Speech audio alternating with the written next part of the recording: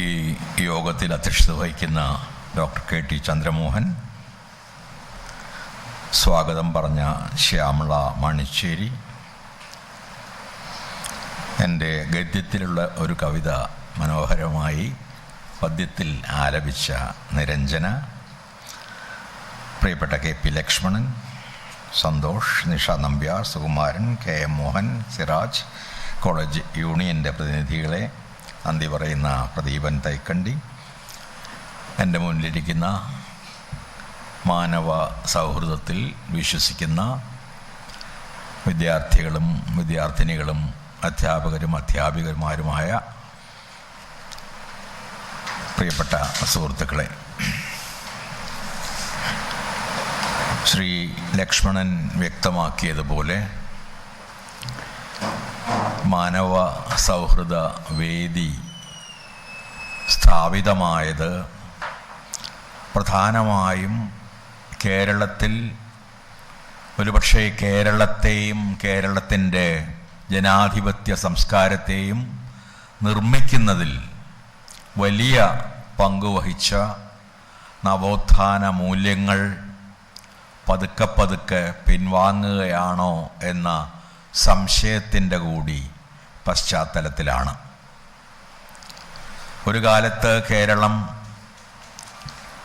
ഇന്ത്യക്ക് മുഴുവൻ മാതൃകയാകുന്ന വിധത്തിൽ മത സൗഹാർദ്ദം പുലർത്തിയിരുന്ന ഒരു നാടായിരുന്നു.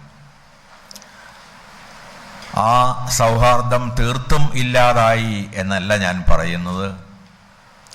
എങ്കിലും അതിനെ വെല്ലുവിളിക്കുന്ന രീതിയിൽ വർഗീയ ശക്തികൾ വളർന്നു വരുന്നതും ചിലപ്പോഴൊക്കെ അധികാരത്തിൻ്റെ അടുത്ത് എത്തുന്നതും നാം ഇന്ന് കണ്ടുകൊണ്ടിരിക്കുന്നു. ഇന്ത്യയെക്കുറിച്ചുള്ള നമ്മുടെ മഹാസ്വപ്നം, അല്ലെങ്കിൽ ഇന്ത്യ എന്ന നമ്മുടെ മനസ്സിലുള്ള ആശയം, നാനാത്വത്തിൻ്റെ ഒരു നാട് എന്നതാണ്, അഥവാ ബഹുസ്വരതയുടേതായ ഒരിടം എന്നതാണ്. കാരണം ഇന്ത്യ ഏതെങ്കിലും ഒരു മതത്തിൻ്റെ മാത്രം നാടല്ല, ഒരു വംശത്തിൻ്റെ മാത്രം നാടല്ല, ഒരു ഭാഷയുടെ മാത്രമോ ഒരു സംസ്കാരത്തിൻ്റെ മാത്രമോ ഒരു പ്രാദേശികമായ ജീവിത രീതിയുടെ മാത്രമോ ആയ നാടല്ല. മറിച്ച് ലോകത്തിലെ എല്ലാ മതങ്ങളും, മിക്കവാറും അനേകം വംശങ്ങളും, ഒട്ടനവധി അംഗീകരിക്കപ്പെട്ടതും അംഗീകരിക്കപ്പെടാത്തതുമായ ഭാഷകളും ഒന്നിച്ച് സഹവസിക്കുന്ന അനേകം സംസ്കാരങ്ങളും ജീവിത സമീപനങ്ങളും പരസ്പരം സംവദിച്ചും സ്നേഹിച്ചും സഹകരിച്ചും കഴിഞ്ഞു പോരുന്ന ഒരു നാടാണ്. അങ്ങനെ ആയിരുന്നിട്ടുണ്ട് ഇന്ത്യ, അങ്ങനെ തന്നെ ആയിരിക്കണം അത് എന്ന വലിയ ഒരാഗ്രഹമാണ് ഈ തരത്തിലുള്ള ഒരു പ്രചാരണ വേദിക്ക് പിറകിൽ ഉള്ളത്. ഇവിടെ ഞാൻ വളരെ കൃത്യമായി ഗുരുവിനെയും അയ്യങ്കാളിയെയും കുറിച്ച് മാത്രം സംസാരിക്കുകയല്ല ചെയ്യുന്നത്. തീർച്ചയായും അവരുടെ ദർശനങ്ങളുടെ പ്രസക്തി ആനുഷംഗികമായി കടന്നു വരുമെങ്കിലും പൊതുവെ കേരളീയ നവോത്ഥാനം എന്തായിരുന്നു, ഇന്ന് അത് നേരിടുന്ന വെല്ലുവിളികൾ എന്താണ്, ആ വെല്ലുവിളികളിൽ ഏറ്റവും പ്രധാനമായ വർഗീയത എങ്ങനെ കേരളത്തിലും ശക്തമാകുന്നത് നാം ചുറ്റും കാണുന്നു, എങ്ങനെ നമുക്കതിനെ പ്രതിരോധിക്കാൻ കഴിയും മുതലായ ചില ചോദ്യങ്ങൾ എന്നോട് തന്നെയും നിങ്ങളോടും ചോദിക്കാനും അതേക്കുറിച്ചുള്ള ഒരു ചർച്ചയ്ക്ക് തുടക്കമിടാനും മാത്രമാണ്. ഇവിടെ സൂചിപ്പിച്ചതുപോലെ അതിദീർഘമായ ഒരു പ്രഭാഷണത്തിന് ഞാൻ മുതിരുന്നില്ല. രാവിലെ സാമാന്യം ദീർഘമായ ഒരു പ്രഭാഷണത്തിന് ശേഷം അതിനുള്ള ശാരീരികമോ മാനസികമോ ആയ ഊർജം എനിക്കില്ല എന്ന് കൂടി പറയാം. അപ്പോൾ കേരളത്തിലെ നവോത്ഥാനം എന്തായിരുന്നു?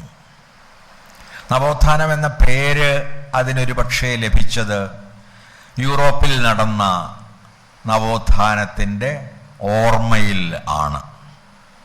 എന്നാൽ യൂറോപ്യൻ നവോത്ഥാനത്തിൽ നിന്നും വളരെ വ്യത്യസ്തമായിരുന്നു ഇന്ത്യയിലുണ്ടായ നവോത്ഥാന തരംഗങ്ങൾ. പ്രധാനമായും ബംഗാളിലും കേരളത്തിലുമാണ് ആ രീതിയിലുള്ള നവോത്ഥാനങ്ങൾ ഉണ്ടായിട്ടുള്ളത് എന്ന് പറയാം. ചുരുങ്ങിയത് ആ വാക്ക് ഈ രണ്ട് സംസ്ഥാനങ്ങളിലും ഉണ്ടായ ചില ഉണർച്ചകളെ, നവജാഗ്രതകളെ വിശേഷിപ്പിക്കാൻ വേണ്ടിയാണ് നാം ഉപയോഗിച്ചു പോന്നിട്ടുള്ളത്. എങ്കിലും ഈ രണ്ട് നവോത്ഥാനങ്ങളെയും താരതമ്യം ചെയ്ത് പഠിക്കാൻ ശ്രമിക്കുമ്പോഴൊക്കെ എനിക്ക് അനുഭവപ്പെട്ടിട്ടുള്ളത്, അതെൻ്റെ ചില ബംഗാളി സുഹൃത്തുക്കളും പങ്കുവയ്ക്കുന്ന ഒരു ധാരണയാണ്, ബംഗാളിലെ നവോത്ഥാനം പ്രാഥമികമായും ഉപരിവർണ്ണങ്ങൾ, വിശേഷിച്ചും ബ്രാഹ്മണർ നയിച്ച ഒരു നവോത്ഥാനമായിരുന്നു എന്നും കേരളത്തിലെ നവോത്ഥാനം നേരെ മറിച്ച് എല്ലാ സമുദായങ്ങൾക്കും പങ്കുണ്ടായിരുന്ന, എന്നാൽ ഏറ്റവും ആഴത്തിൽ കീഴാള ജനതയ്ക്കും കീഴാള നേതാക്കൾക്കും പങ്കുണ്ടായിരുന്ന ഒരു നവോത്ഥാനമായിരുന്നു എന്നതുമാണ്. ഇത് ഒരു ചെറിയ വ്യത്യാസമാണ് എന്ന് പ്രത്യേകിച്ചും ഇന്നത്തെ ഭാരതീയ സന്ദർഭത്തിൽ ഞാൻ കരുതുന്നില്ല. നമ്മുടെ നവോത്ഥാനത്തിൻ്റെ ഉള്ളടക്കം കീഴാള ഉള്ളടക്കമാണ് എന്ന് പറയുമ്പോൾ അതിൽ പങ്കെടുത്ത ഇതര സമുദായക്കാരെയോ അവരുടെ വളരെ പ്രധാനമായ പങ്കിനെയോ ഞാൻ ഒരു തരത്തിലും നിരാകരിക്കുകയല്ല. വി.ടി. ഭട്ടതിരിപ്പാടിനെ പോലെ, MRBയെ പോലെ, പ്രേംജിയെപ്പോലെ, അല്ലെങ്കിൽ മാധവമേനോനെ പോലെ, KP കേശവമേനോനെ പോലെ ഉള്ള ഒട്ടേറെ ആളുകൾ നാം സവർണരെന്ന് പറയുന്ന വിഭാഗത്തിൽ നിന്നും അതിൽ ആത്മാർത്ഥമായി തന്നെ പങ്കെടുക്കുകയും സ്വന്തം സമുദായങ്ങളെ ആ സമുദായങ്ങളുടെ സ്വാർത്ഥതകളിൽ നിന്നും കുടിലതകളിൽ നിന്നും അന്ധമായ വിശ്വാസ ആചാരങ്ങളിൽ നിന്നും മോചിപ്പിക്കാൻ ശ്രമിക്കുകയും ചെയ്തു. എന്നാൽ നമ്മുടെ നവോത്ഥാനത്തിന് ഒരു പുതിയ ഉള്ളടക്കം നൽകിയത്, ഒരു പുതിയ ഉന്മുഖത്വം നൽകിയത് അതിൽ പ്രവർത്തിച്ച മറ്റ് ചിലർ ആയിരുന്നു എന്ന് തിരിഞ്ഞു നോക്കുമ്പോൾ, ചരിത്രത്തെ വീണ്ടും അടിയിൽ നിന്ന് പഠിക്കുമ്പോൾ നമുക്ക് ബോധ്യമാകും.